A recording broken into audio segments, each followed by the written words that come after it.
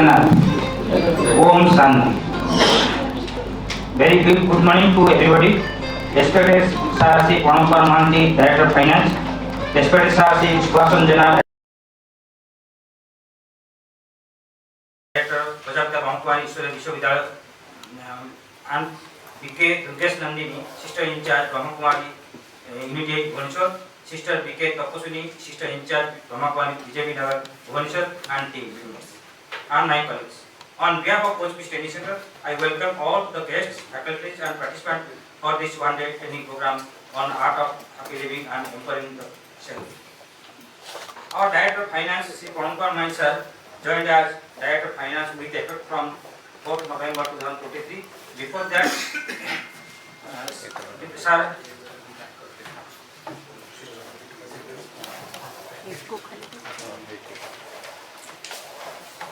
today with us are 4 faculties from Prajapita Brahmakumari Ishwari Vishwavidyalaya Bhubaneswar. Sister Brahmakumari Rukesh Nandini is associated with Brahmakumari since 35 years.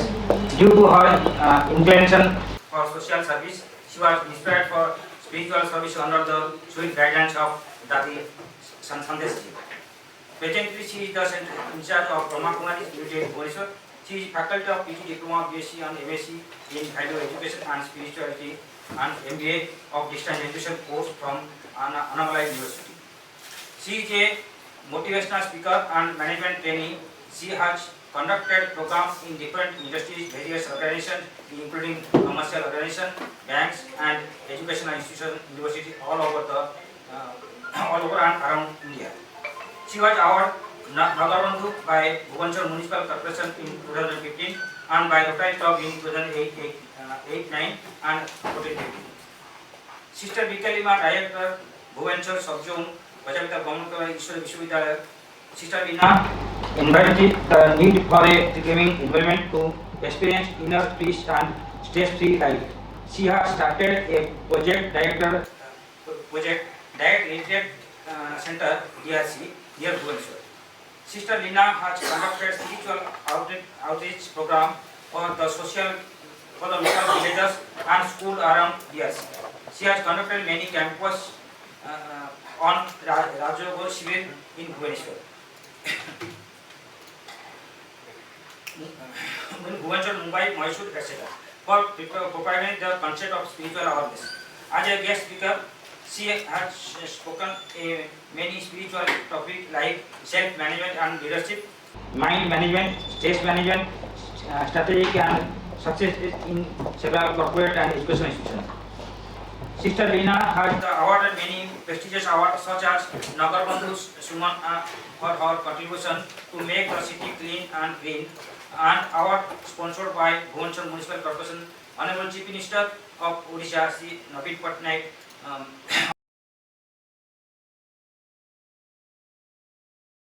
in 2010, 11 and 12.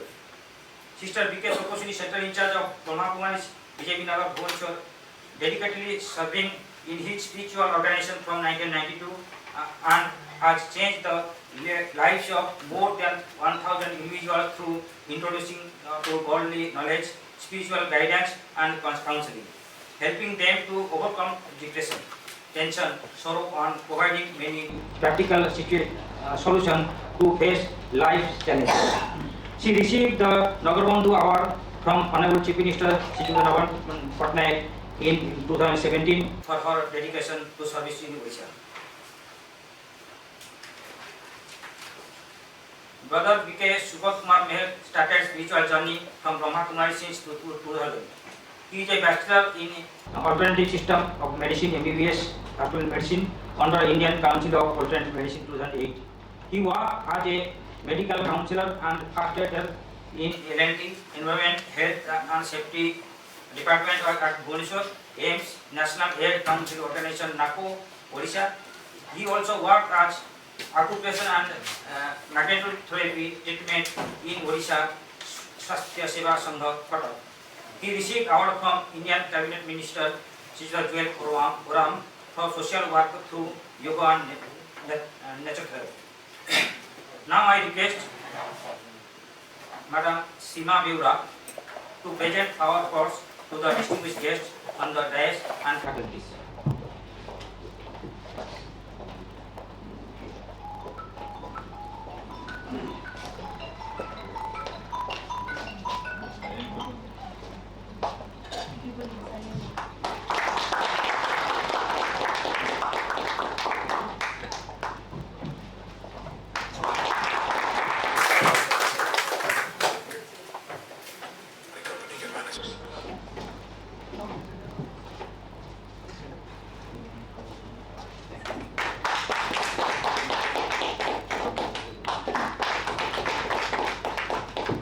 Thank you, madam. Now I request Director of Finance to speak towards to our participant.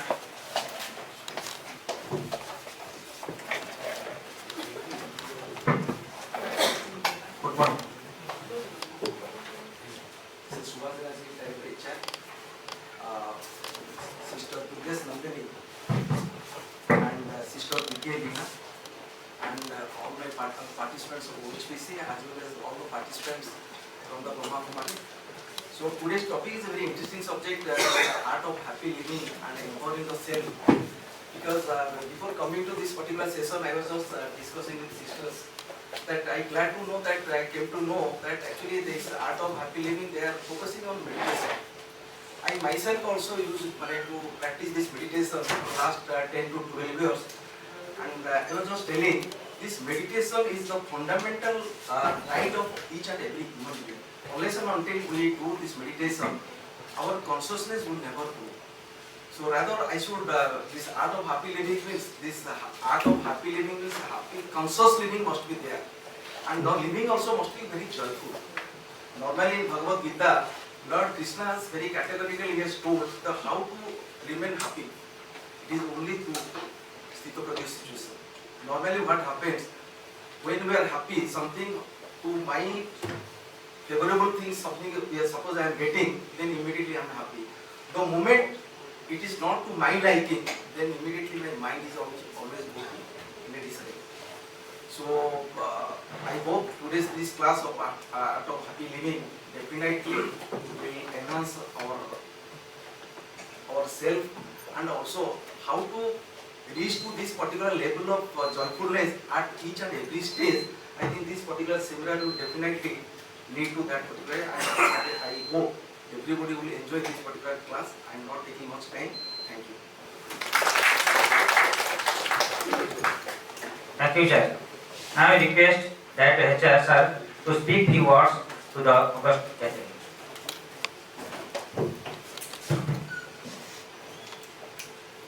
Om Shanti. Respected Director of Finance, Mr. Malvi, and my today's speakers, or you can say the guests, Sister Lina, BK Lina and BK Durgesh Nandini, and all senior sisters and brothers of Brahma Kumari's organization. I think needless to tell, I will not tell anything about the Brahma Kumaris. The sisters will tell all these things, the purpose of Brahma Kumaris organization, and how in the introduction itself, a lot of training programs they are conducting inside the country. Even they have a presence in the global arena. So they will explain all these things. But one thing I will say that first of all, I should beg apologies to the sisters and all that we are late upon our late conducting the program. By this time it could have been started. So the fundamental thing that art of happy living and empowering the self, it was a concept in our mind since long. We are not finding time to conduct this program in this state. Mr. J.K. Nayak told that once I met Durgesh Nandini Gold and Rekha Itila, se Kautlendi for a program kariba. Then he told me, amidst our busy schedule and a lot of training programs in our training calendar, we accommodate this program because it is very interesting and helpful in our day-to-day life. I had invited our MD Sahib and the Director of National Director of that two single people should attend this program because we are in the responsible subject. Anyway, they did come to the schedule and we both found time to be here. The thing is that the concept of happiness part in the happy living is a very subjective thing. Varies from person to person. Somebody is happy himself, so that he is happy when he is not happy. So some people are there, they are unhappy, but others think that they are happy. What is happiness and how people are happy with the inner things. But anyway, हम लोग बोलते हैं happy workers are productive workers. Employees. In our concept, if somebody is happy,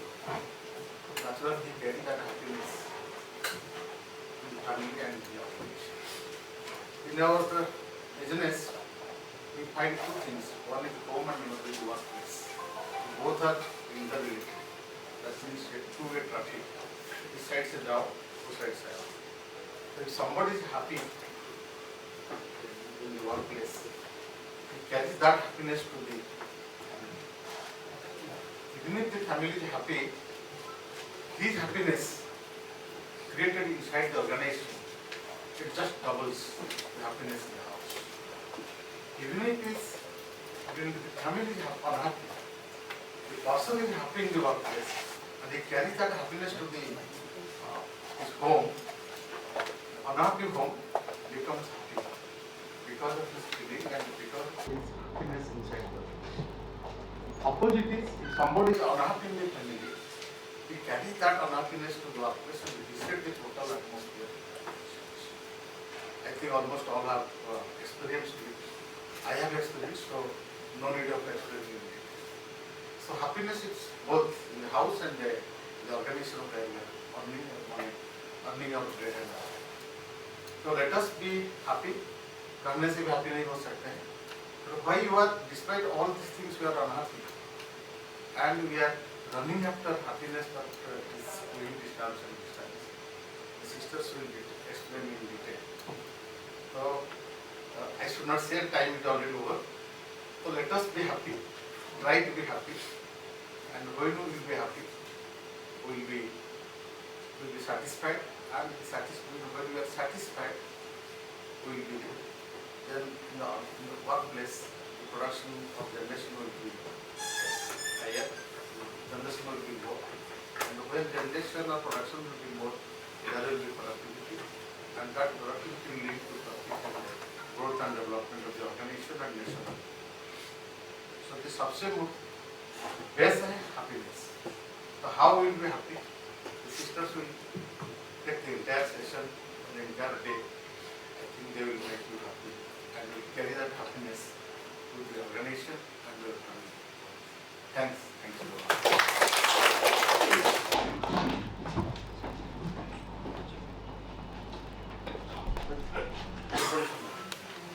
Thank you, sir.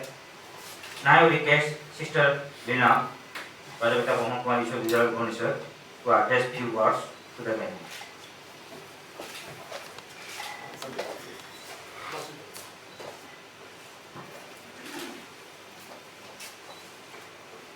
Om Shanti.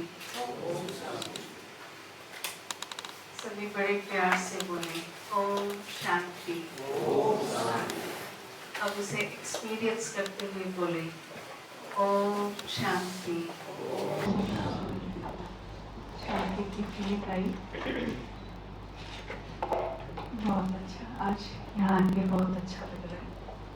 हमारे बीच में सुभाष भाई जी हैं, प्रणव महंती भाई जी हैं, दलकेश दीदी जी और आप सभी भाइयों और बहनों। हम सबको खुश रहना अच्छा लगता है, ठीक है? इसको खुशी अच्छी नहीं लगती, हाथ उठाएं। और जिसको खुश रहना अच्छा लगता है वो जरा हाथ उठाएं। हमें क्यों खुशी अच्छी लगती है? खुश रहना क्यों अच्छा लगता है? ना खुश रहना क्यों अच्छा नहीं लगता है? स्पिरिचुअल एनालिसिस ये है कि हम आत्माएं, वी द ह्यूमन बीइंग्स, ये ह्यूमस हो गया बॉडी और उसमें जो बीइंग है, आत्मा जिसको हम कहते हैं, जो चेतना है, जो महसूस करने वाली शक्ति है, वो उसका जो इंग्रेडिएंट कहें वो खुशी है। Like I the soul and an embodiment of happiness. खुशी जैसा मेरा एक हिस्सा है, मैं खुशी हूँ, इसलिए मुझे खुश रहना अच्छा लगता है। लेकिन over a period of time हम ये भूल गए हैं कि मैं खुशी हूँ। नेचुरल वे में हम खुश नहीं रहते हैं, इसलिए थोड़ा खुश रहने के लिए कुछ करना पड़ता है। पर आध्यात्मिकता हमें सिखाती है कि the more you will be soul conscious, the more you will be like introspect, self realization, then you will experience happiness. Happiness is a natural state of our mind. लेकिन कर्म क्षेत्र में आते आते हम उसको भूल गए। क्यों भूले, क्या हुआ, आज उसके बारे में एनालाइज करेंगे। नेक्स्ट सेशन में दीदी आपको सेल्फ एनालिसिस के बारे में बताएंगे, इंट्रोस्पेक्शन के बारे में बताएंगे, और उसके बाद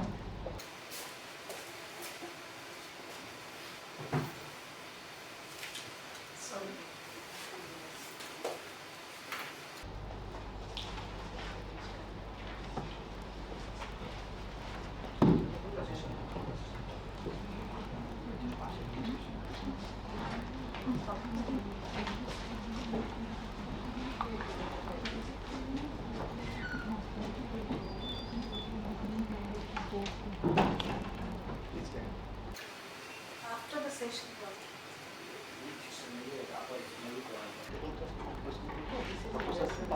All this program is अच्छा, just tell us. Om Shanti. ठीक, तो आगे झलक बताना है कि हैप्पीनेस क्या है। एक्चुअली हम सबके पास इतनी शक्ति है कि हम जो अट्रैक्ट करना चाहें उसे कर सकते हैं। एक पॉपुलर वर्ड आजकल सारी दुनिया में घूम रहा है, वो है सीक्रेट। सुना है कोई सीक्रेट के बारे में? And the secret of secret is feeling good. When you feel good, जो आप अट्रैक्ट करना चाहते हैं उसको अट्रैक्ट कर सकते हैं। और जब हम अच्छा महसूस कर रहे हैं, माना खुश हैं, तो हम खुशी को अट्रैक्ट करते हैं। तो जब हम इस इक्वेशन को समझ जाएंगे और ये समझेंगे कि मुझे खुशी ही चाहिए, तो खुशी को अट्रैक्ट करेंगे और खुशी आपके पास आएगी। So you be happy. ठीक है, बहुत अच्छा। फिर तो सारा इसके बारे में बात करना ही है, हैप्पीनेस के बारे में। तो अभी जो सेशन है, जो करना है वो हो जाए। ब्रह्मा कुमारी जो बेसिक चीज़ सिखाती है वो यही है कि हम अपने जीवन को खुशहाल कैसे करें। और जब आप खुद खुश होंगे तो दूसरों को खुशी दे सकेंगे। अगर मेरे पास एक खुशी नहीं है तो मैं दूसरों को खुशी कहाँ से दूँगा। और एक खुशी लेने हम कहाँ जाएं? खुशी भीतर है। Because I am an embodiment of happiness. भगवान ने मुझे खुश रहने के लिए दुनिया में भेजा है, तो मुझे थ्रू मेडिटेशन भीतर जा करके अपनी खुशियों को बाहर निकालना है। तो सारी विधि आज सेशंस में मैंने जितनी विधियाँ बताएंगी आपको। Om Shanti. Thank you, ma'am.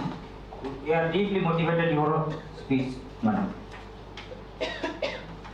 Now the universal session is over, and I request the guest and participants for the group photographs.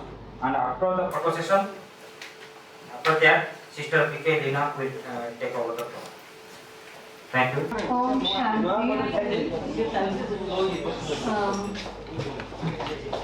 हमें अपनी खुशी खुद ढूंढना है। कोई और कितना हेल्प कर पाएगा पता नहीं, लेकिन अपनी खुशी खुद ढूंढना है।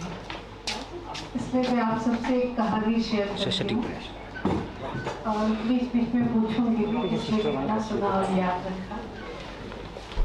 कहानी का टाइटल है शेक ऑफ स्टेप अप। सुना है आपने कहानी शेक ऑफ स्टेप अप? ये कहानी है एक मोटे बूढ़े बैल की। किसकी कहानी है? और उस बैल की है, लेकिन बैल कैसा है? बूढ़ा हो गया है, बहुत मोटा है। एक किसान था, उसका एक बैल था जिसे वो बहुत प्यार करता था। वो पैम्पर कर रखा था, खिला खिला के उसको बहुत मोटा भी किया था। लेकिन अब वो बैल जो है वो बूढ़ा हो चला है। एक दिन वो बूढ़ा मोटा बैल कहीं बगीचे में घूम रहा था। घूमते घूमते एक सूखे टूटे कुएं में गिर गया। कुआं कैसा था? सूखा हुआ, टूटा हुआ। बैल कैसा था? बूढ़ा और मोटा। लेकिन किसान को अपने बैल से बहुत प्यार था, तो चाहता था उसको रेस्क्यू करे वहाँ से, लेकिन अकेला तो नहीं कर सकता है, उसको हेल्प की ज़रूरत थी। गांव वालों को बुलाया, पंच बैठा, पंचों ने डिसीजन लिया, एक तीर में 2 शिकार किया जाए। क्या? बैल कैसा है? बूढ़ा है। आज अगर उसको निकालेंगे, कल तो मरने वाला है, फिर समाधि देना पड़ेगा। गड्ढा को दो, समाधि दो। और कुआं कैसा है? सूखा टूटा कुआं है। अगर आज उसमें से बैल को निकालेंगे, कल बकरी गिर जाएगी, ठीक है कि नहीं? तो इसलिए अच्छा होगा कि दोनों शुभ काम एक साथ कर दिया जाए। अगर हम कुएं को खोद देंगे तो बैल को भी समाधि मिल जाएगी। गांव के जितने यंगस्टर्स थे उनको बड़ा मजा आया, सब गाड़ी ले आए, मिट्टी भरा और कुएं में डालने लगे। खूब आनंद से भाग भाग के मिट्टी डाल रहे थे, लेकिन अंदर कुछ और हो रहा था। अंदर क्या हो रहा था? Shake of step up, shake of step up. जैसे ही मिट्टी गिरता था तो बैल क्या करता था? हिल जाता था और उसके ऊपर एक स्टेप ऊपर उठता था। देखते ही देखते बैल कुएं से बाहर निकल के चला गया। अब आप बताएं, हु सेव्ड द बुल? बैल की रक्षा किसने की? किसने बचाया उसको? खुद ने। खुद तो असमर्थ था, किसान भी असमर्थ था। उसके एटीट्यूड ने, उसके दृष्टिकोण ने, अगर उसकी जगह हम होते तो क्या करते? बहुत दुखी हो जाते। बात मत जो कितने दुखी होते हैं कि नहीं? जिंदगी भर इन लोगों के लिए मैंने मेहनत किया, आज जब मैं बूढ़ा हो गया हूँ तो ये लोग मेरे साथ क्या कर रहे हैं? बहुत दुखी होते हैं। उनके मारने से पहले ही मर जाते, ठीक है कि नहीं? लेकिन बूढ़े बैल के साथ ऐसा नहीं हुआ। क्यों नहीं हुआ? क्योंकि उसके एटीट्यूड ने उसको ऐसा कुछ नहीं कहा, लोग क्या है क्या नहीं है, परिस्थितियाँ क्या है क्या नहीं है। लेकिन उसने उन परिस्थितियों में अपने लिए कुछ अच्छा ही सोचा। हम सभी जानते हैं, एक दूसरे को एडवाइस भी देते हैं। ईश्वर जो करते हैं प्राणी के कल्याण के लिए करते हैं, अच्छे के लिए करते हैं, ऐसा बोलते हैं ना। लेकिन जब परिस्थिति हमारे पास आती है, भूल जाते हैं। कई बार बोलते हुए भी भूल जाते हैं। एक और कहानी इस पर ऐसा है कि एक तोता था, बार बार जाके नल पे बैठ जाता था, जिस नल पे उसको बैठना नहीं चाहिए। तो वहाँ एक साधु थे, उन्होंने देखा कि ये तोता नल पे जाके बैठ जाता है, बहुत लोग परेशान होते हैं, उसको वहाँ नल पे नहीं बैठना चाहिए। तो क्या किया जाए? साधु ने सोचा चलो मैं इसको एजुकेट करता हूँ। तो बुलाया तोते को और कहा, रटो, तोता राम नल पे मत बैठो, तोता राम नल पे मत बैठो। तोता ने बहुत अच्छी तरह से रट लिया, साधु से भी अच्छा बोलने लगा। क्या बोलने लगा? तोता राम नल पे मत बैठो। साधु ने कहा तो ये ट्रेंड हो गया है, ठीक है कि नहीं, अभी नल पे नहीं बैठेगा। लेकिन साधु ने देखा 1 मिनट के बाद ही तोता कहाँ जाके बैठा? नल पे बैठा। और क्या कह रहा था? क्या कह रहा था? तोता राम नल पे मत बैठो। तो एक्चुअली ये स्टोरी हमारी है। हम सभी जानते हैं कि जो कुछ दुनिया में हो रहा है हमारे अच्छे के लिए हो रहा है। उसमें मुझे अच्छाई को ढूंढना है, क्या अच्छा हो रहा है जिससे मैं और ज़्यादा खुश रह सकूं। लेकिन हमारा सारा एजुकेशन कैसा है? वो रटाफिकेशन जैसा है। हाँ, रट तो लिया, तोता राम नल पे मत बैठो, लेकिन समझ नहीं कि नल पे क्यों नहीं बैठना चाहिए। आध्यात्मिकता हमें उस पर फोकस होके उस तक पहुंचने की एक प्रेरणा देता है कि हमें जानना होगा कि हम कुछ स्वरूप होते हुए, भगवान की संतान होते हुए हम खुश क्यों नहीं हैं? हमारी खुशी कहाँ चली जाती है? तो क्या कारण है खुशी गायब है? क्यों खुश नहीं? मैं आप सबसे शेयर करने जा रही थी उस समय सीक्रेट के बारे में। एक बहुत popular, one of the best selling books of internationally best selling book है द सीक्रेट। रोंडा बायर नामक एक राइटर है जिसने इसको लिखा है और उसका डॉक्यूमेंट्री फिल्म भी बनाया गया है। बहुत कॉर्पोरेट सेक्टर में उस पर लोग काम कर रहे हैं। अगर हमें सक्सेस होना है तो कहीं ना कहीं फोकस होने की ज़रूरत है, और हम जिस बात पे फोकस होते हैं, जो चाहते हैं, सीक्रेट कहता है कि वो हमें ज़रूर मिल जाता है। क्या सुना सीक्रेट के बारे में? जो हम चाहते हैं, लॉ ऑफ अट्रैक्शन वो लोग सिखाते हैं कि जब हम हमारी इच्छा शक्ति किसी चीज़ को ढूंढती है, पाने की कोशिश करते हैं, तो वो हमारे पास आ जाती है। ये सब जानने के बाद भी हम जो चाहते हैं वो नहीं पाते। बेसिकली हमें क्या चाहिए? क्या चाहिए जीवन में? आपको क्या चाहिए बताइए? मैं आपको एक विजन देती हूँ, उस विजन के अंदर चले और बताएं कि आपको क्या चाहिए। आज 3 ब्रह्मा कुमारी बहनें आपको क्लास कराने वाली हैं, फिर सुब्रत भाई भी आएंगे, एक्सरसाइज के बारे में बताएंगे। आज सारा दिन आपका बहुत बहुत बहुत अच्छा जाने वाला है। कहीं बाहर मन नहीं भटक रहा है, यही फोकस्ड है, किसी को दुख नहीं दे रहे हैं, कोई हलचल नहीं है मन में। आपके इस अच्छे दिन के कारण आपको बहुत अच्छी नींद आती है। रात को आप सो गए हैं, सुबह अमृत वेले अराउंड 4 in the morning आपको महसूस हो रहा है एक अच्छा सा प्यारा सा हाथ आपके मस्तक पे घूम रहा है। आपने आंखें खोली तो देखा भगवान आपके सामने है, और भगवान कह रहे हैं कि बच्चे, मैं तुमसे बहुत खुश हूँ, मांगो क्या मांगना है, मैं तथास्तु करने आया। अब आप क्या मांगना चाहेंगे? ज्यादा समय नहीं है, क्या मांगना है सोच लीजिए। बताइए भाई, कौन क्या मांगना चाहे? हाथ उठाए, मैं बताना चाहती हूँ। यस भाई साहब, आप बताइए, आप भगवान से क्या मांगेंगे? क्या मैंने कुछ मांगा नहीं। कुछ नहीं मांगे? बिल्कुल, बहुत अच्छा। और कौन क्या मांगे?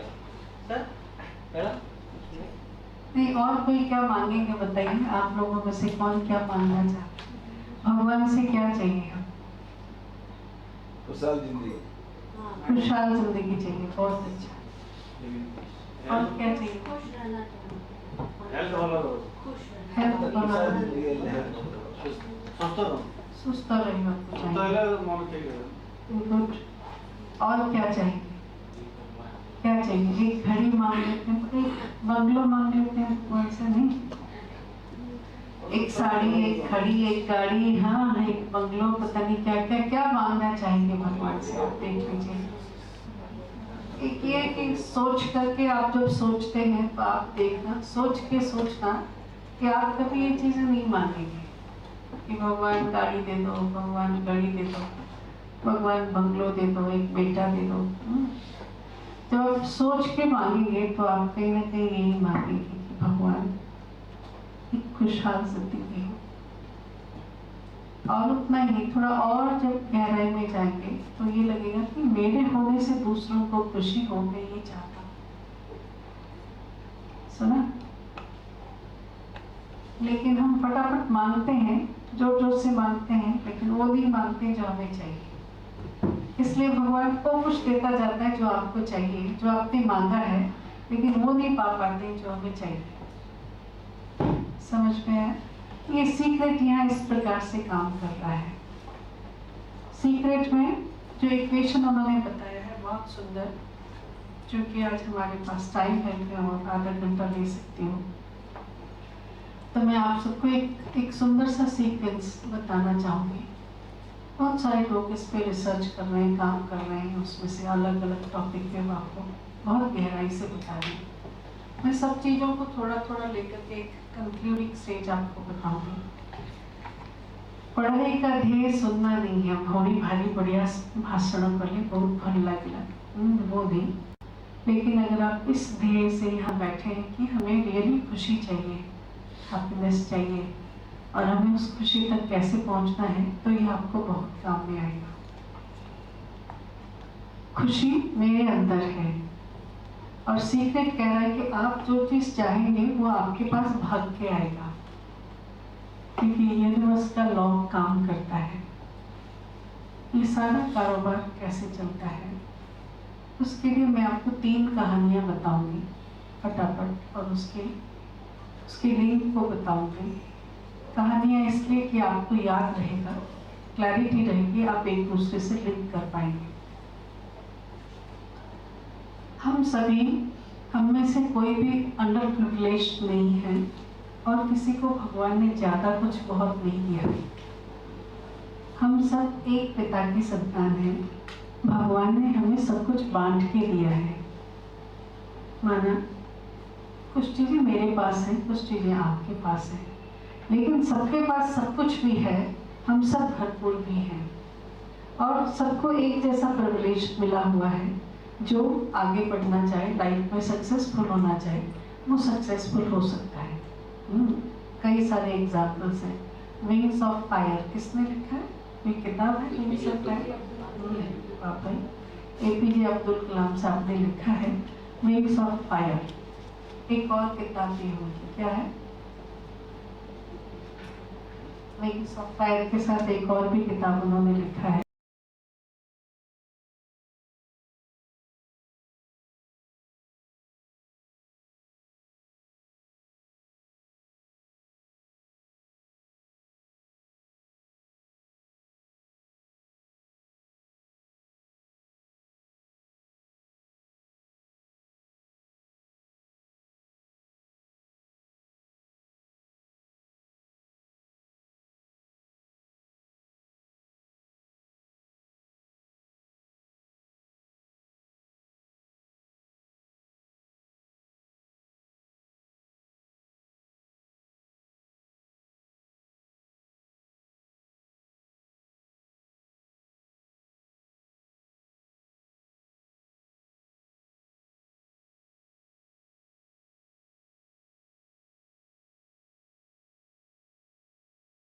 छोटी चिड़िया की कहानी।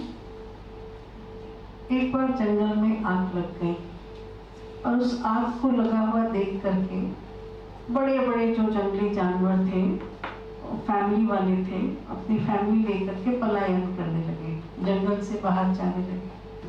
कुछ जंगली जानवर बैठ के गॉसिप करने लगे, जंगल की आग कब लगी, कैसे लगी, इससे पहले कब लगी थी, डाटा कलेक्ट करने लगे और गॉसिप करने लगे। और सब अपने अपने काम में अलग अलग प्रकार से लगे हुए थे। लेकिन जंगल में कौन रहता था? एक छोटी सी चिड़िया रहती।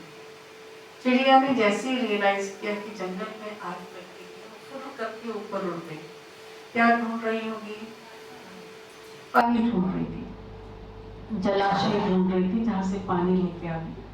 तो उसने देखा पास में एक बड़ा सुंदर बेहद बड़ा जलाशय है, वहां फुल करके उड़ के गई, पानी लाके डालने लगी। कहाँ डाल रही थी पानी? जंगल के आग में। जंगल का आग कैसा होता है? बहुत भयानक होता है। और पानी कितना डालती होगी चिड़िया? कैसे डालती होगी? चोंच में 1-2 ड्रॉप मैक्सिमम पानी वो डाल रही थी। क्या हो रहा होगा? जंगल की आग कहीं पूछने वाला इससे नहीं, पर चिड़िया हारी नहीं। जब ये क्रम चल रहा था तो वहां हाथियों का एक झुंड आया। हाथियों के झुंड ने वहां जलाशय में वो पानी पीने आए थे। जो वहां जब पहुंचे तो उनके साथ एक बेबी एलिफेंट भी था। उस बेबी एलिफेंट ने नोटिस किया ये चिड़िया दीदी क्या कर रही है, फुर भाग रही है। तो उसने पूछा चिड़िया दीदी तुम क्या कर रही हो? चिड़िया कुछ नहीं बोली। क्यों कुछ नहीं बोली? पानी था चोंच में, डाल के आई पानी और आकर के बोला हाथी भैया तुम्हें पता है जंगल में आग लगी है, मैं उसे बुझाने जा रही हूँ। फिर उसने पानी डाला और फुर करके उड़ गई। तो छोटे हाथी को बहुत जोर से हंसी आई और हंस के कहने लगा चिड़िया दीदी तुम क्या समझती हो कि तुम्हारे पानी डालने से जंगल की आग बुझ जाएगी? चिड़िया कुछ नहीं बोली। क्यों?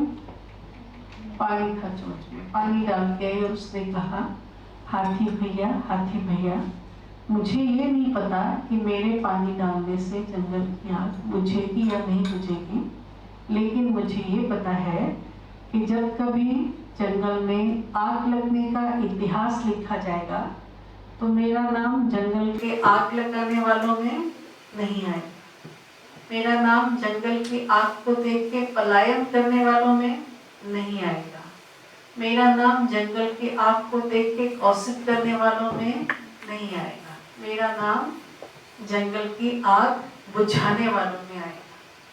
फिर उसने पानी भरा और फुर करके उड़ गई। अब जब ये कन्वर्सेशन चल रहा था तो हाथियों का जो सरदार था, लीडर एलिफेंट, उसने सुन लिया और उसके दिलो दिमाग में आया कि अगर एक छोटी सी चिड़िया इतनी रिस्पॉन्सिबल हो सकती है तो हम हाथी किस दिन काम में आएंगे। तो उसने सारे हाथियों को बुलाया, चलो हाथी भाइयों, जंगल की आग बुझाने चलते हैं, ठीक है। फिर सब लोग बाल्टी खरीदने गए होंगे मार्केट में, और क्या हुआ होगा, हाँ, अपने सूंड में सबने पानी भरा और 2-4 राउंड में ही जंगल की आग बुझ गई। अब आप ये बताएं, जंगल की आग किसने बुझाई? चिड़िया ने। जो कहते हैं जंगल की आग चिड़िया ने बुझाई, हाथ उठाइए, हाथ उठाइए। जी, थैंक यू, सबने हाथ उठाया। जंगल की आग किसने बुझाई? चिड़िया ने। अब आप इसे एनालाइज करें कि एक छोटी सी चिड़िया, उसकी हैसियत क्या, जंगल की आग की हैसियत क्या, उसने जंगल की आग कैसे बुझाई, ये सब कुछ कैसे मुमकिन है? डिटर्मिनेशन। आप सोचो, डिटर्मिनेशन करते रहे, बैठ गए यहाँ, कुछ नहीं होने वाला है खाली डिटर्मिनेशन से। मतलब उस डिटर्मिनेशन का क्या मतलब है, ये सारा मैकेनिज्म कैसे काम करता है, वो हमको इसमें जानना है। कि एक चिड़िया ने डिटर्मिनेशन कर लिया कि मुझे जंगल की आग बुझानी है, और वो कैसे बुझा सकते, लेकिन बुझा कैसे बुझा, क्या मैकेनिज्म था? मैकेनिज्म इस प्रकार से है,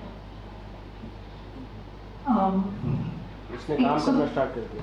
सॉरी, उसने स्टेप लेना स्टार्ट कर दिया, काम करना स्टार्ट कर दिया। जब उसने काम करना स्टार्ट किया तो लोगों ने उसे फॉलो किया। बहुत सुंदर, अच्छी बात है, लेकिन और भी इसमें डेप्थ है। हाँ, कई बार हम यहाँ पे बैठ के काम कर रहे हैं, आप यहाँ बैठ के काम करे जा रहे हैं, कोई नोटिस भी नहीं कर रहा है, फिर वो क्या आपको फॉलो करेगा और कैसे आपको काम करने में मदद करेगा? तो कभी कभी हमारा इक्वेशन वहाँ सेट नहीं बैठता है, तो हम सोचते हैं ये सब फालतू की बात है, मेरे लीडरशिप से कुछ नहीं होने वाला है, मेरे सोचने से कुछ नहीं होने वाला है, मैं सक्सेसफुल शायद हो सकता हूँ या नहीं हो सकता हूँ। लेकिन पावर ऑफ सबकॉन्शियस माइंड के ऊपर बहुत लोग काम कर रहे हैं, और उन्होंने देखा है कि पावर हमारा सबकॉन्शियस माइंड जो है वो ये सब काम करता है। कैसे ये काम करता है, उसके लिए एक और कनेक्टेड स्टोरी। आपने अलाउद्दीन का जादुई चिराग की कहानी सुनी है? The magical lamp of Alauddin. क्या हुआ, उसे एक लैम्प मिला, वो उसको क्लीन करने के लिए रब करने लगा। जब उसने लैम्प को रब किया तो क्या हुआ, जिन्नी निकला। जिन्नी ने क्या कहा, योर कमांड इज, क्या कहा, your wish is my command. मेरे आका, तुम्हारी इच्छा मेरा कमांड है, मुझे बताइए मैं आपके लिए क्या करूं। तो फिर हमको पता है उसने क्या कहा, खाना लाओ, पानी लाओ, महल चाहिए, मकान चाहिए, सब कुछ उसने करके दे दिया। अब चिड़िया के साथ इस कहानी का क्या लेना देना?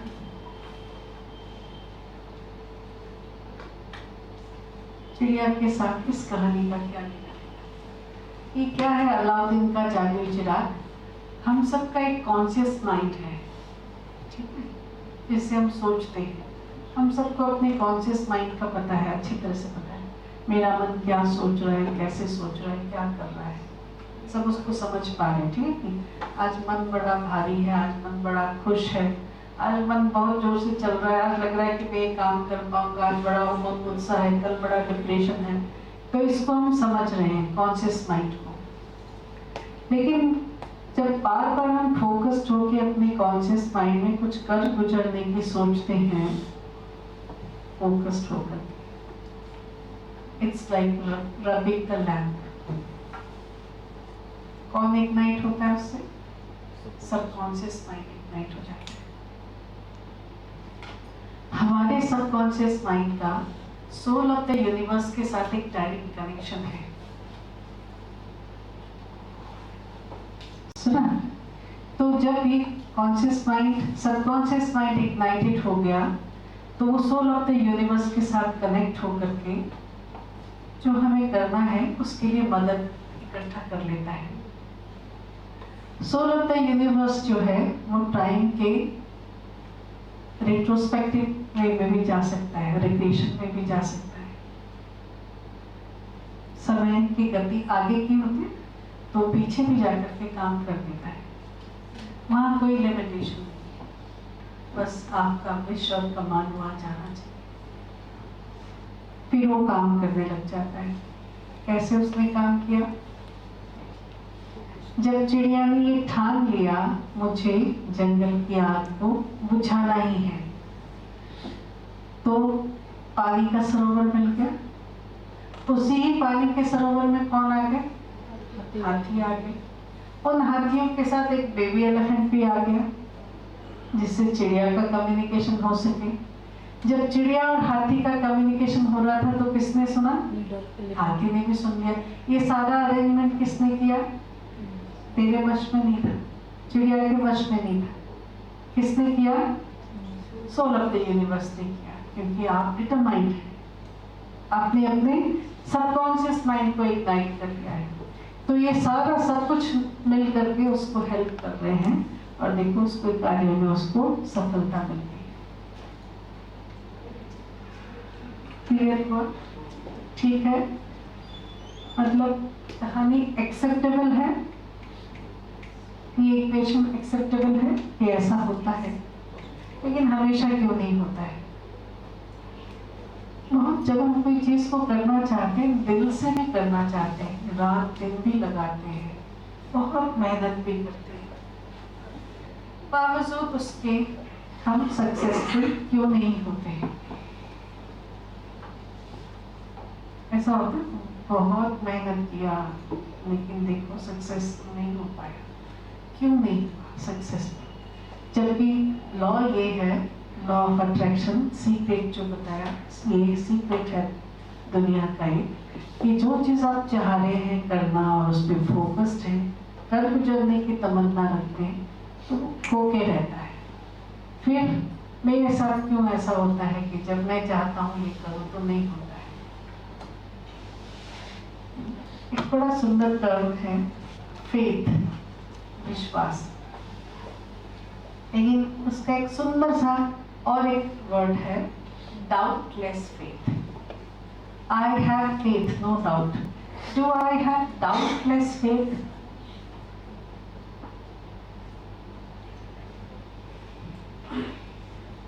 हमारे साथ ये होता है कि हम फेथ तो रखते हैं 90%, इवन 95%, इवन 99%, लेकिन कहीं ना कहीं 1% मार्जिन होता है कि हमें अपने फेथ में थोड़ा डाउट रहता है।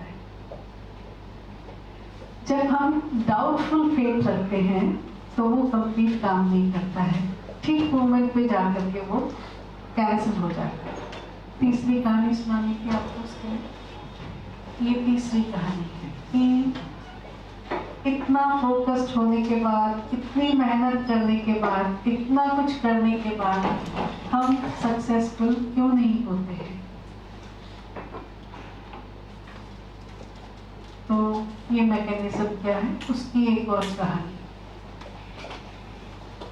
एक बिजनेसमैन, व्यापारी, पहले जमाने में लोग जंगल में से क्रॉस होकर के आते थे ना, एक दूसरे जगह पे से दूसरी जगह जाने के लिए उन्हें जंगल से होके जाना पड़ता था।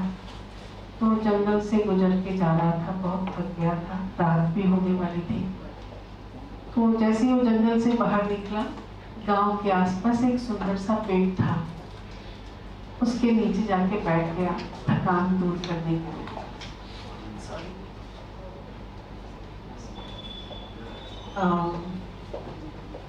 जैसे ही वहां पहुंचा तो उसे लगा कि मुझे जोर से प्यास लगी है,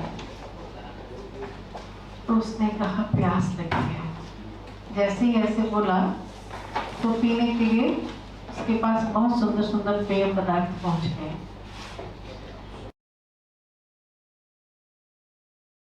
फिर उसके बाद उसे रियलाइज हुआ कि उसको भूख लगी है। सब सुन रहे हैं ना, कहानी सुन रहे हैं, याद रही कहानी, तो मैं पूछने भी वाली हूँ, सबको बताना भी होगा और इसका कनेक्टिविटी बताना होगा, ठीक है। तो क्या देखा, क्या उसने बोला, भूख लगी है।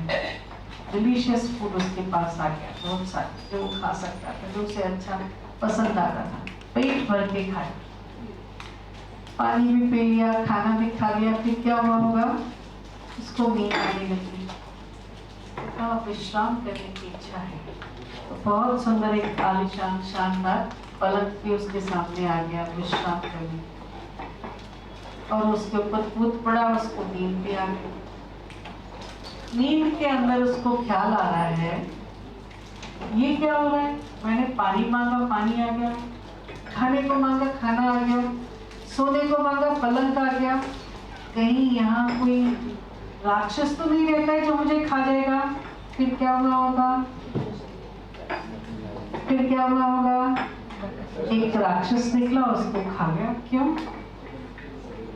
वो कल्प वृक्ष था, वहां आप जो सोचोगे वो सत्य हो जाता है। कल्प वृक्ष लॉजिक नहीं देखता है। वैसे ही हमारा ये जो सबकॉन्शियस माइंड है ना, अगर आपने उसको इग्नाइटेड कर लिया है तो आपको बड़ा कॉशियस रहना पड़ेगा। हाँ बिल्कुल, सुना, हम सब क्या करते हैं, जो आ रहा है वो सोचे जा रहे हैं, जैसा आ रहा है वैसा सोचे जा रहे हैं, तो गड़बड़ी हो जाती है। वो बेचारा करे भी तो क्या करे, अभी कहते हो पानी चाहिए, पानी आए नहीं उससे पहले आप कहते हो नहीं कोका कोला चाहिए, फिर कहेगा नहीं थम्स अप चाहिए, और कहेगा ना जी नींबू का पानी होगा। तो वो उसमें कंफ्यूज होकर के बैठ जाता है। कौन कंफ्यूज होकर बैठता है? ये जिन्नी कौन? Subconscious mind. याद रखा आपने, याद रख के ठीक आंसर दीजिए। किसको हमें इग्नाइट करना है? Subconscious mind. तो सबकॉन्शियस माइंड कौन है? वो अलाउद्दीन वाले जादुई चिराग का जिन्नी है। जब वो जब इग्नाइट हो जाता है तो उसको आपको कमांड देना पड़ेगा, और आपको कमांड के लिए फोकस रहना पड़ेगा। अगर कमांड देने में गड़बड़ी हो गई, सारी गड़बड़ी हो गई। हमारे साथ यही हो रहा है, सारी गड़बड़ी कहाँ हो रही है? वही कमांड देने में हो रही है। हमारा मन एक सेकंड में ऐसे ऐसे स्विंग करता है, कब क्या सोच रहा है, कब क्या सोच रहा है, कब कैसे, तो हम चाहते हुए भी सक्सेसफुल नहीं हो पाते है। चिड़िया जैसे डिटर्मिनेशन भी है, ये कर सकता हूँ, कल गुजरूंगा, ठीक है, 90% तक भी चलेगी, 95% तक भी चलेगी, एट टाइम्स 99% तक भी चले जाते हैं। लेकिन लास्ट मोमेंट में क्या होता है, कहीं ना कहीं फेथ में क्या आता है? डाउट आता है। जब तक डाउटलेस फेथ नहीं होगा तब तक हम सक्सेसफुल हो जाएंगे। दूसरी बात, हम खुश होना चाहते हुए भी खुश गड़बड़ी कहाँ हो रही? सीक्रेट कहता है कि लॉ ऑफ अट्रैक्शन में जिसको आप चाहेंगे वो आपके पास आएगा। अनफॉर्चुनेटली या फॉर्चून जो आप कहें, जैसा भी वो आपको सोचना है। 17th century onwards, 18th century में समझो, सारी ह्यूमैनिटी ने, most part of the humanity ने धन पे फोकस किया। सुन रहे हैं आप लोग? फिर आप उसके बारे में पूछ भी सकते हैं ना, कोई चीज़ कैसी है, मेरी अंडरस्टैंडिंग की क्या लेवल है, आप उसके अगर सोच सकते हैं तो ज़रूर सोचिए। क्योंकि आप जितने बड़े हैं और समझदार हैं, यहाँ कोई खाली स्पीच थोपने वाली बात नहीं है, लेकिन बात यह है कि आपके पास तो सब कुछ है अंदर, एक कड़ी बनाने की ज़रूरत है। तो देखिए इग्नाइट होगा मंत्र नाम से। तो आप देखें 18th सेंचुरी ऑनवर्ड्स हम सब ने, मोस्ट ऑफ द ह्यूमैनिटी पूरे वर्ल्ड में लोगों ने धन पे फोकस किया। We focused on increasing our standard of living. जितने हम लोग बैठे हैं, हमारे मोस्टली हमारे दादाजी हमारे से शायद थोड़े कम स्टैंडर्ड में रहते। मेरे दादाजी कहते थे उनके जमाने में सुमो गाड़ी आया था। सुमो गाड़ी क्या होता है पता है? Cycle, bicycle. और बाइसिकल को देखने के लिए लोग खड़े हो जाते थे, घर से बाहर निकल के आते थे, सुमो गाड़ी वाला, सुमो गाड़ी। तो सोचो ये मतलब क्या कहें, हो सकता है चलो और, लेकिन जिन लोगों की स्टैंडर्ड अच्छी रही होगी आज उनके बच्चों ने भी बहुत कमा लिया कारों की भीड़। क्यों ऐसा हुआ? क्योंकि उन्होंने भी उसी पे फोकस किया, हमने भी उसी पे फोकस किया। तो देखो स्टैंडर्ड लिविंग बहुत बढ़ गया है। लेकिन इस दौरान जो हमने इग्नोर किया वो क्वालिटी ऑफ लाइफ पे इग्नोर किया। हमने क्वालिटी ऑफ लाइफ को ध्यान नहीं दिया, एक तरफा भागते रहे। स्टैंडर्ड ऑफ लिविंग कैसे बढ़ाएं, आज 10 है तो कल 20 कैसे हो, कल 50 कैसे हो, मकान कैसा अच्छा हो, दुकान कैसा अच्छा हो, ड्रेसेस कैसे हो। बात मत पूछो क्या क्या लोगों के पास है, वो मुझसे ज़्यादा आप लोग जानते हैं ये कहानी क्या है स्टैंडर्ड ऑफ लिविंग। लेकिन इस भागा दौड़ी में एक कुआं सूख गया। वो कौन सा कुआं? Quality of life. हमें क्या चाहिए था? बेसिकली एक बैलेंस चाहिए था। ऐसे नहीं कि स्टैंडर्ड लिविंग नहीं हो, हम कैसे भी गुजारा कर सकते हैं, क्यों नहीं कर सकते हैं, लेकिन फिर भी अच्छा लगता है कि एक स्टैंडर्ड है। लेकिन उस स्टैंडर्ड के साथ जिस चीज को बैलेंस करने की जरूरत थी वो था क्वालिटी ऑफ लाइफ। हमने उसके साथ कॉम्प्रोमाइज किया। लोग कहते हैं 2 पेड़ आप अगर 2 पौधे लगाते हैं, देखो दिया ना आज आपने पौधा, एक पौधे को रोज ऐसा ऐसा देख के जाओ, पानी पुनी मत दो, एक पौधे को पानी दो, बड़े प्यार से सहलाओ, तो आप देखोगे बहुत फर्क पड़ जाता है उसमें ना। सोचो, लेकिन जिंदगी के 2 अहम पहलू में से हमने इसको देखा ही नहीं, सोचा ही नहीं। किस चीज को? Quality of life. हमने सारा फोकस कहाँ लगाया? Standard of living. लो जो चाहिए, महल भी लो, गाड़ी भी लो, बंगलो भी लो, उसके बाद भी जो चाहिए ले लो। ठीक है, तो क्या होता है जब क्वालिटी ऑफ लाइफ नहीं है तो अंदर से खाली। जितना बड़ा ढोल उतना बड़ा पोल। समझ रहे हैं क्या मतलब है उसका? अगर ढोल बड़ा है तो उसके अंदर का पोल भी उससे ज्यादा बड़ा है, ठीक है कि नहीं? तो ये हो रहा है हमारे साथ कि हम फोकस कर रहे हैं किस पे? स्टैंडर्ड ऑफ लिविंग के साथ, और हमारा क्वालिटी ऑफ लाइफ जो है वो बिल्कुल खाली होता है। जरूरत क्या है? जरूरत है इस भागते हुए जिंदगी में थोड़ा सा स्पेस देने, इक्वेशन को समझने, अपने आप को एनालाइज करने। जो हम कहते हैं वो जो कौन भारत पहुंचा था?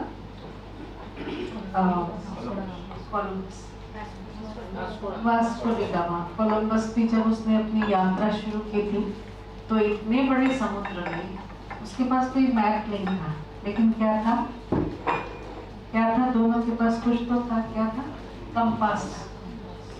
इससे उसको पता चल रहा था कि मैं उत्तर में जा रहा हूँ कि दक्षिण में, पूर्व में जा रहा हूँ कि पश्चिम, और उससे जहाँ पहुँचना था वो पहुँच के उससे वापसी जर्नी भी उसके लिए संभव हो सका। ठीक है कि नहीं? हम इतने बड़े जीवन की यात्रा में निकल तो गए, लेकिन क्या भूल गए? कंपास लाना ही भूल गए। तो इसलिए सारी गड़बड़ी है। अब हमें इस भागती हुई जिंदगी में कहीं ना कहीं थोड़ा सा स्पेस निकाल करके माइलस्टोन चेक करने की जरूरत है। समझो, अगेन एक विजन ले लीजिए। आपको एक डैशिंग कार मिला है, जो भी आजकल मॉडर्न कार होता होगा मुझे नहीं पता। ओडी फेरारी और भी जो होता होगा उससे भी अच्छी जो आज की बेस्ट कार है वो आपको गिफ्ट में मिलती और उसकी स्पीडोमीटर तो बहुत अच्छी होगी। बड़े प्यार से आप चलने लगे 100, 120, 130, 140 की स्पीड से चल रहे, ठीक है, जोर से चल रहे, 1 घंटा चल पड़ी। बस एक मिस्टेक हुआ था। क्या मिस्टेक हुआ था? NH पे थे, आपको बरहमपुर जाना था लेकिन कटक के लिए निकल पड़े। तो क्या होगा? हर स्पीड के साथ आप अपने डेस्टिनेशन से दूर हो जाए। स्पीड तो बहुत अच्छी बात थी लेकिन करने की क्या जरूरत थी?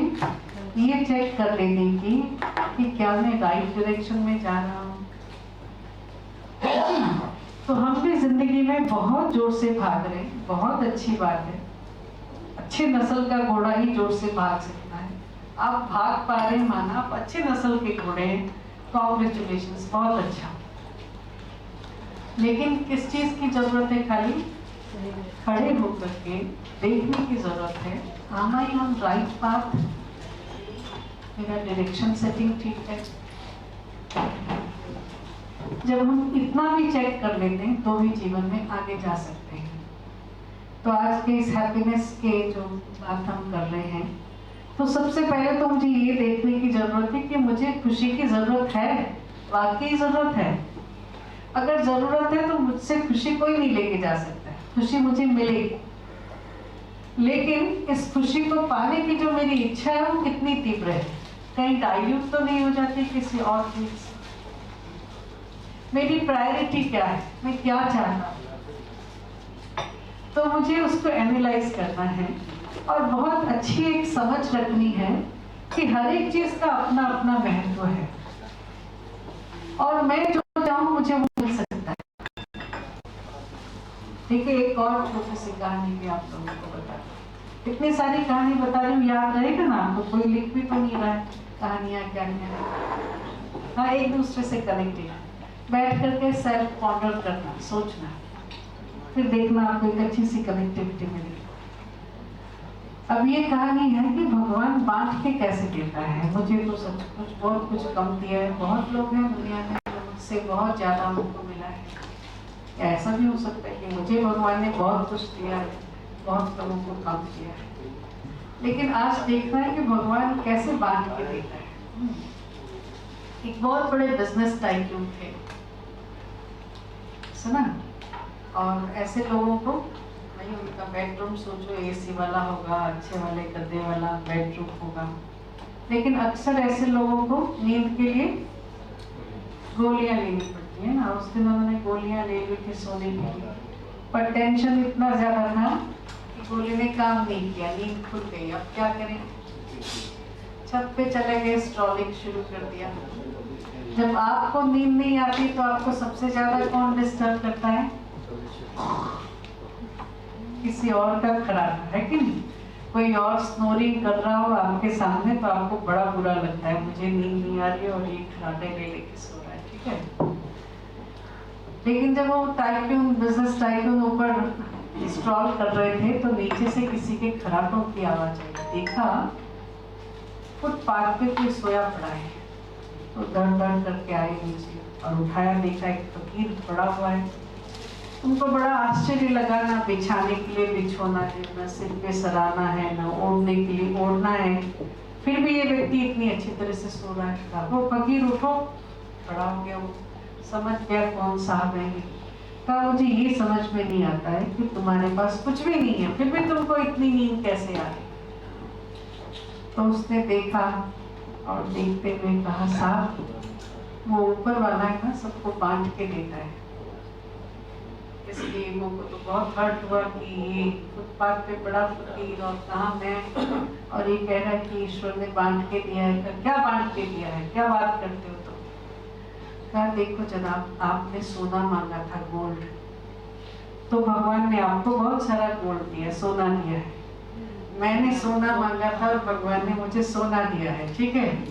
फिर पसर गया और उसको तुरंत नींद आ गई, खराटे शुरू हो गए। अब आप बताएं कि उस रात को भगवान ने किसको ज्यादा दिया था, किसको कम दिया था, बताइए। ज्यादा किसके पास था, कम किसके पास था। सोचना, क्योंकि इंस्टेंट बोलना अलग हो जाता है, लेकिन सोच के बोलना, सोच के सोचना बात में।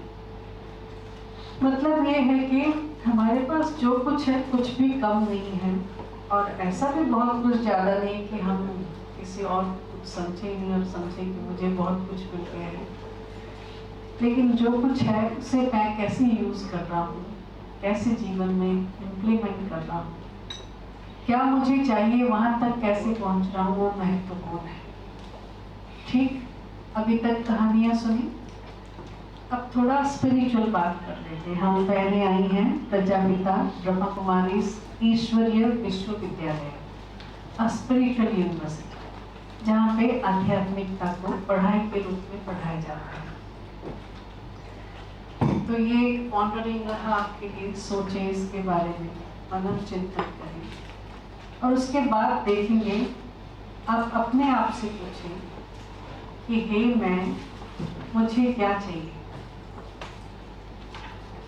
इस दुनिया में। मुझे ये पता है मेरी बीवी को क्या चाहिए, मेरे पति को क्या चाहिए, मेरे बच्चों को क्या चाहिए, मेरे सास ससुर अड़ोस पड़ोस ऑफिस सबऑर्डिनेट्स कलीग्स और बॉस को क्या चाहिए, सब कुछ पता है।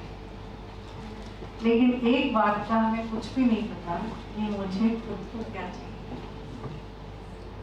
हम सबसे बात करते हैं, सबको पूछते हैं, लेकिन एक व्यक्ति को भूल जाते हैं। कौन है वो? खुद। कहते नहीं, हम पूछते हैं ना तुम्हें क्या खाना है, अच्छा खाते हैं, अच्छा पहनते हैं, अच्छी जगह पे रहते हैं, अच्छा घूमते हैं, तो ये भी तो अपने लिए करते हैं ना, शरीर के लिए करते हैं, अपने लिए नहीं। ठीक है, थोड़ा और गहराई से अपने आप को समझना होगा कि ये जो मैं, जिससे मैं पूछ रहा हूँ कि हे मैं, तुम्हें क्या चाहिए, वो मैं कौन है। अगर मैं आप लोगों से पूछूं कि आप अपना परिचय दीजिए, तो आप कम से कम 50 सेंटेंसेस बोल सकते हैं, 50 आइडेंटिटी अपना दे सकते हैं। लेकिन जब ये प्रश्न मेरा खुद से खुद का है कि मैं कौन हूँ, तो मेरा उत्तर क्या है? तो सबसे पहले इस बात को क्लियर करना है कि ये मैं कौन, मेरा क्या है, मुझे क्या करना है, What is the ultimate purpose of my life। और अगर मैं उस पर्पस के डायरेक्शन में हूँ तो मुझे खुशी मिलेगी। अगर मैं उस पर्पस से विरोध रास्ते में कितने भी स्पीड से जा रहा हूँ तो मुझे खुशी नहीं, दुख मिलेगा, कंफ्यूजन होगा, मुंझाहट होगी। ठीक है, अब मैं कौन हूँ उसकी भी कहानी सुना देती हूँ। एक राजा था। कौन थे? राजा थे। उनकी 4 रानियां थी। ठीक है, राजा सबसे छोटी रानी से सबसे ज्यादा प्यार करता था। इतना प्यार कि उसके बिना सांस भी नहीं लेता था। इसके बिना, सबसे छोटी रानी बिना, दुनिया भर का कॉस्मेटिक से आरंभ करके सब अच्छी अच्छी चीजें उसको मुहैया कराता था, उसको देता था। किसको? सबसे छोटी रानी को। लेकिन तीसरी रानी से भी बहुत प्यार करता था। उसके लिए वो कुछ भी कर सकता था, किसी को भी मार सकता था, कुछ भी गलत कर सकता था, भूल कर सकता था। किसके लिए? तीसरी रानी के लिए। थोड़ा थोड़ा दूसरी रानी को पूछता था, लेकिन पहली रानी को लगभग भूल जाता था, याद नहीं करता। ठीक है, लेकिन था तो 4 रानियों का राजा। जिंदगी गुजर रही थी, अब बुढ़ापा आ गया, राजा को जाने की बारी आई, बुलावा आया, कहीं आ जाओ। 4 रानियों के साथ रहने वाला राजा अकेला कैसे जाएगा? तो उसकी इच्छा क्या होगी? किसको साथ में लेके जाए? कम से कम सबसे छोटी रानी को। तो कहता है सबसे छोटी रानी को, रानी तुम मेरे साथ चलोगी? तो छोटी रानी का राजा, मुझसे दूर जाना ही तुम्हारी जर्नी का स्टार्टिंग पॉइंट होगा। मैं तुम्हारे साथ एक कदम भी आगे नहीं जा सकती, सॉरी। राजा ने कहा अच्छा ठीक है। तीसरी रानी जिसके लिए मैंने बहुत सारे पाप ताप किए हैं, कुछ गलत सही कभी सोचा नहीं, ये मेरे साथ जाए। तो तीसरी रानी जोर से हंसने लगी, कहा राजा उम्र गुजार ली मेरे साथ और मेरी फितरत का तुम्हें पता नहीं चला। मैं कभी किसी की नहीं होती हूँ। तुम चले जाओगे तो मैं किसी और से विवाह कर लूंगी, उसके साथ रह लूंगी, तुम्हारे साथ जाने का सवाल ही नहीं उठता है। अब दूसरी रानी ने कहा राजन मैं कुछ दूर तुम्हारे साथ जा सकता हूँ, लेकिन मेरी भी एक लिमिटेशन है, आगे नहीं जाऊंगा।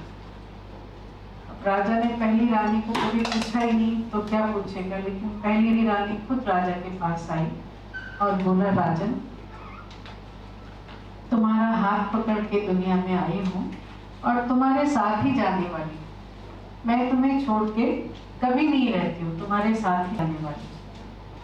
बस कहानी इतना है। आप बताइए कहानी में कौन क्या क्या है।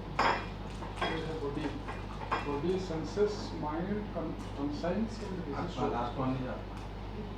ये राजा जो है वो आत्मा है, बिल्कुल ठीक है। मैं आत्मा राजा, और मेरी सबसे छोटी रानी जिससे मैं सबसे ज्यादा प्यार करता हूँ, जिसके बिना श्वास भी नहीं लेता हूँ, वो ये शरीर बॉडी है। ठीक है, ये सांसें जब तक चल रही हैं शरीर है, जिस दिन सांसें अटक गई एक स्टेप भी आगे ये शरीर नहीं जाने वाला है, वहीं तराशा। और ये कौन है? तीसरे नंबर की रानी जिसके लिए सब पाप ताप इंसान करता है, ये आपका धन संपत्ति है, पैसा है। उसने क्या कहा, मेरी फितरत क्या है राजा, तुम आज जाओगे, ये जो नेम प्लेट तुमने अपने नाम का लगाए रखा हुआ है मिस्टर सो एंड सो, कल वो पाटिया बदल जाएगा, किसी और का नाम लिखा जाएगा, है ना, तुम वहाँ नहीं होगे। माना मैं कभी अकेली नहीं होती हूँ, मेरा कोई ना कोई मालिक होता है। अगर कोई वारिस भी नहीं रहा तो सरकार तो है ही, कोई ना कोई तो मालिक रहेगा उसका। ठीक है, उसमें से क्या कहते हैं, टूटी कौड़ी भी साथ में जाने वाली नहीं है। फिर ये कौन है? मित्र संबंधी, जिन लोगों से हम स्नेह प्यार करते हैं। अच्छा फलानी दीदी चली गई, चलो हम उनके अंतिम यात्रा में जाते हैं। कहाँ तक जाएंगे? सब श्मशान तक जाएंगे, फूल डालेंगे, बहुत अच्छा अच्छा कहेंगे, एक बड़ा अच्छा श्रद्धांजलि करेंगे, वहां तक जाएंगे। लेकिन साथ में क्या जाएगा? बड़ी रानी। कौन है ये? मेरे संस्कार, मेरे संस्कार, मेरी वृत्ति। हाँ, ये क्या है? मुझे अपने आप को पहचानने की जरूरत है। मुझ आत्मा के 3 फैकल्टीज हैं, मन, बुद्धि और संस्कार। मन को तो अच्छी तरह से जानते हैं, लेकिन हर बात हम मन की नहीं करते हैं, कोई और भी जो सोचता है क्या अच्छा है क्या बुरा है। ये सोचने वाली फैकल्टी जो है वो इंटेलेक्ट है, बुद्धि है। कहते ना बुद्धि मारी गई थी, तुमने ये क्या कर लिया। तो बड़ा रिस्पॉन्सिबल जो फैक्टर है वो कौन है? बुद्धि है। ये मन और बुद्धि में हमेशा टग ऑफ वॉर चलता रहता है, सुना। और जो कुछ हम करते हैं या करने से अपने आप को रोकते हैं, उसका एक इम्पैक्ट आत्मा पे पड़ता है। देखा बड़ा अच्छा है, चलो उठा लेते हैं। मन ने कहा उठाओ चलो, बुद्धि ने कहा ये क्या कर रहे हो, ये तो ठीक नहीं है। अब इसमें टग ऑफ वॉर चलेगा। क्या होता है? वैसे भी इनके लिए तो वेस्ट है, मैं ले चलता हूँ। वॉट एवर लॉजिक देगा, कौन देगा? मन देगा। इंटेलेक्ट मना कर रहा है। फाइनल में कुछ तो होगा, या मैं लेके जाऊंगा या इसको छोड़ के जाऊंगा। कि जो कुछ भी मैं कर रहा हूँ, सोच रहा हूँ, जिस पैटर्न से सोच रहा हूँ, ये सोचने और करने का एक इम्पैक्ट मुझ आत्मा में पड़ता जाता है। इसको क्या कहते हैं? संस्कार कहते हैं। बार बार जब हम एक ही काम को करते जाते हैं, वो संस्कार पक्का हो जाता है। एक चोर को चोरी करना मुश्किल लगेगा? एक शराबी को शराब पीने में उसका कॉन्साइन बाइट करेगा? नहीं, क्योंकि वो संस्कार पक्का हो गया है। तो ये संस्कार है। ये जो संस्कार है अल्टीमेटली मेरे कर्मों का करना या न करने का इंप्रेशन वो मेरे साथ आया था और चल जाता है साथ में। आप सोचें कि एक ही दिन में एक ही फैमिली में 2 बच्चे पैदा होते हैं, ट्विंस भी पैदा होते हैं, दोनों का भाग्य अलग अलग होता है। क्यों? पिछले संस्कार, जो संस्कार वो लेके आया है उसका प्रारब्ध ही उसको यहाँ मिलने वाला है। ठीक है, और जब हम यहाँ से शरीर छोड़ करके जाएंगे तो क्या लेके जाएंगे साथ में?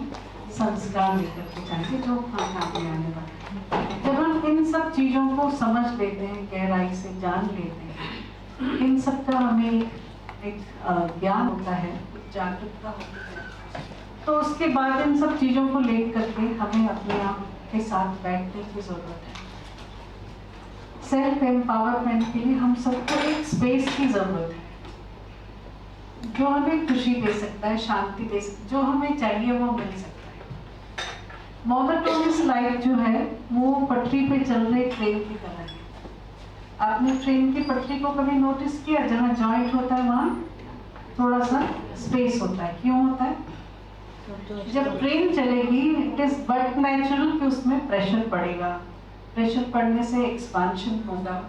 अगर उसको स्पेस नहीं मिलेगा तो क्या होगा? आगे जाकर के कहीं ना कहीं ट्विस्ट हो जाएगा, बड़ा एक्सीडेंट भी हो सकता है। वैसे ही हम जिंदगी में भागे जा रहे हैं, कहाँ जा रहे हैं वो भी नहीं पता है, लेकिन भाग रहे हैं क्योंकि आदत पड़ गई है भागने की। सोच रहे हैं, नॉन स्टॉप सोचे जा रहे हैं, क्या सोच रहे हैं वो भी नहीं पता। तो कहीं ना कहीं आध्यात्मिकता में इंस्पायर करती है कि कुछ वक्त अपने आप को थोड़ा सा स्पेस लाइफ में निकालो जो अपने आप को, और उस स्पेस में, उस समय में ये देखो, who am I? What am I? What basically my need is? See? एक तो है इच्छा, मुझे क्या चाहिए, लेकिन मुझे किस चीज की जरूरत है वो समझने की जरूरत है। जब मैं ये समझूंगा, उस डायरेक्शन में, उस साइड में फोकस होगा तो वो मुझे मिलेगा। हैप्पीनेस की बात है, अगर मैं ये समझ सकूं कि मैं खुशी स्वरूप हूँ, I am an embodiment of happiness, तो क्या होगा? वो खुशी जो मेरे भीतर है, अंतर्निहित है, वो बाहर है। मैं हमेशा कहती हूँ, मैं नहीं कहती हूँ ऐसा, चलिए यही फैक्ट है। Education is not gathering the information from outside, but education is to bring inside out. तो जो हमारे पास अंतर्निहित शक्तियाँ हैं, जो भगवान ने हमें दिया है, बहुत कुछ दिया है, उन सब चीज़ों को, उन शक्तियों को बाहर उजागर करके लेके आना, वो एजुकेशन है। तो मेडिटेशन या स्पेस जो मैंने कहा, उससे हम अपनी अंतर्निहित शक्तियों को बाहर लेके आ सकते हैं। पर फिर एक और स्टेप आगे बढ़ने की जरूरत है। कैसे? आपकी गाड़ी की बैटरी थोड़ी डाउन होने लगी है, तो आप क्या करते हैं? धक्का मारते हैं कि नहीं? तो गाड़ी को धक्का मारो तो स्टार्ट हो जाता है। जब वो चलता है तो बैटरी अपग्रेड हो जाती है कि नहीं, उसकी अपनी एनर्जी, उससे वो बैटरी चार्ज हो जाती है, काम में आती है। लेकिन एक स्टेज आता है जब ये सब काम नहीं करता है, धक्का मारने का, तो फिर आप बैटरी के साथ क्या करते हैं? रिप्लेस करते हैं। अगर रिप्लेस नहीं करना चाहें तो क्या करते हैं? उसको फिर चार्ज करते हैं कि पावर हाउस ले जाकर उसको चार्ज करते हैं। बैटरी आजकल तो हम सभी मोबाइल यूज करते हैं, तो क्या करते हैं? फिर मोबाइल को ले जा करके पावर हाउस के साथ चार्ज करते हैं। तो अगर हम मोस्टली अभी हम सभी यही फील कर सकते हैं कि हम चाहते तो हैं अंदर से खुशी आए, लेकिन पता नहीं आ नहीं पा रहा है, क्योंकि शायद बैटरी थोड़ी और ज़्यादा डाउन लो हो गई है। और अगर हमें सचमुच खुशी चाहिए तो खुशी के सागर से कनेक्ट होना पड़ेगा, अल्टीमेट पावर हाउस जो परमात्मा है उनसे कनेक्ट होना। Self realization, then God realization. जब आप इन्हें महसूस करेंगे कि वो परमेश्वर, वो परमात्मा मेरे पिता हैं, मेरा उनसे बहुत गहरा संबंध है, वो अपना सब कुछ मुझे देना चाहते हैं, बस मेरी मिजाज लेने की होनी चाहिए, मुझे लेना आना चाहिए, तो आप देखना आप मुझसे ले सकते हैं। और इस लेने की विधि को ही हम राजयोगा बोलते हैं। भाई नहीं कोई पूछ रहे थे कि दूसरे दुनिया में बहुत सारे योग हैं, उससे ये राजयोग कैसे अलग है। ये राजयोग इस प्रकार से अलग है कि परमात्मा जो सर्वशक्तिमान है उनसे हमें अपने मन को कनेक्ट करना है। वो कहते हैं ध्यान, लेकिन ये शायद establishing some relationship with supreme ऐसा है कि आप अपना संबंध परमात्मा से स्थापित करते हैं और उस परमात्मा से वो शक्ति प्राप्त करते हैं। ठीक है, तो सभी 3 मिनट बैठ सकते हैं, थोड़ा सा मेडिटेशन करते हैं कैसे प्लग इन होना है ताकि शक्ति मिल सके। सबसे पहले तो अपने फेथ सिस्टम को स्ट्रॉन्ग करें। I am an embodiment of happiness. मैं सुख स्वरूप आत्मा हूँ। खुशी मेरा जन्म सिद्ध अधिकार है। मुझे खुश रहने के लिए ही भगवान ने इस दुनिया में भेजा है। इस फेथ को स्ट्रॉन्ग करें। और जैसी स्मृति है वैसा चेहरा भी होना चाहिए। जब मुझे खुशी चाहिए, मैं खुश हूँ, तो क्या होना चाहिए? तो मन को शांत करें, साइलेंस में जाएं,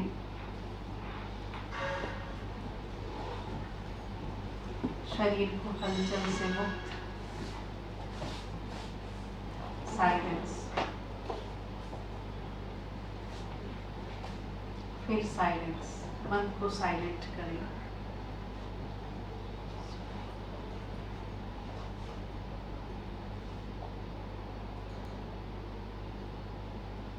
देखें अपने आप को।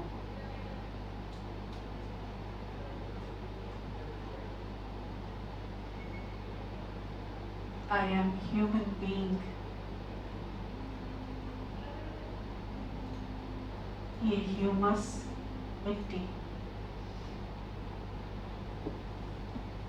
मिट्टी से बना मेरा शरीर है।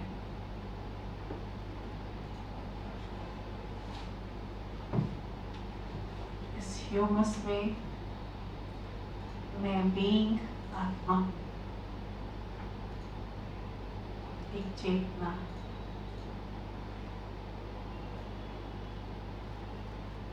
पॉइंट ऑफ लाइट,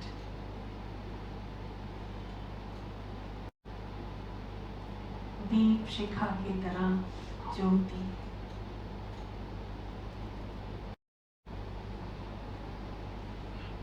आकाश में टिमटिमाते हुए तारे की तरह,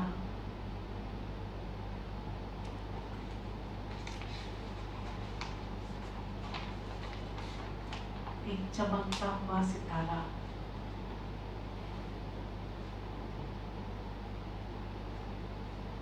मेरी चमक में खुशी है।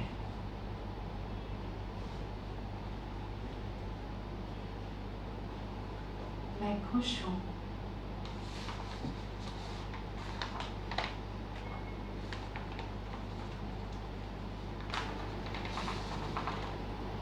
भगवान ने मुझे इस दुनिया में खुश रहने के लिए भेजा है।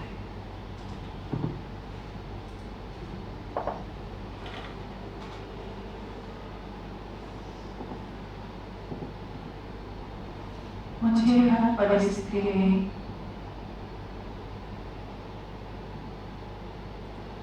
खुश रहने का वरदान प्राप्त है।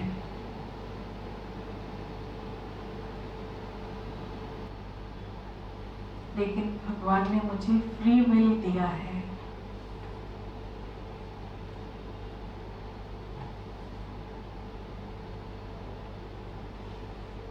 आज से मैं ये संकल्प करती हूँ कि मुझे हर परिस्थिति में खुश रहना है।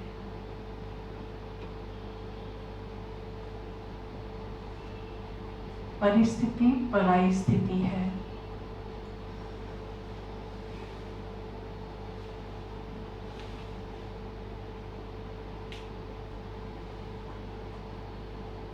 और मेरी स्वस्थिति है, मैं खुश नसीब आत्मा हूँ।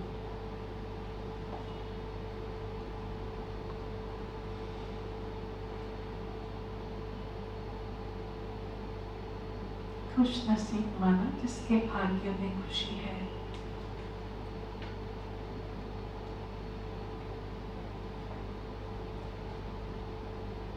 मैं समझता हूँ खुशी देने से ही बढ़ता है, तो मैं हर कीमत पर दूसरों को खुशी बांटूंगा, इससे मैं भी खुश रह सकूं।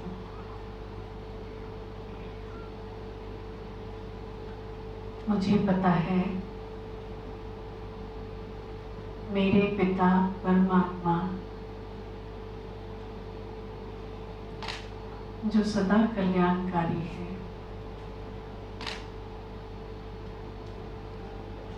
सदा शिव है, वो खुशी के सागर हैं।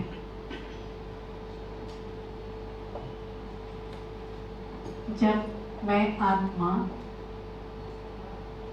खुशी से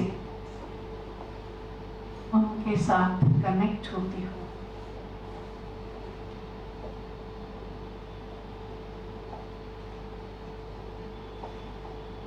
तो खुश हूँ, बहुत खुश हूँ।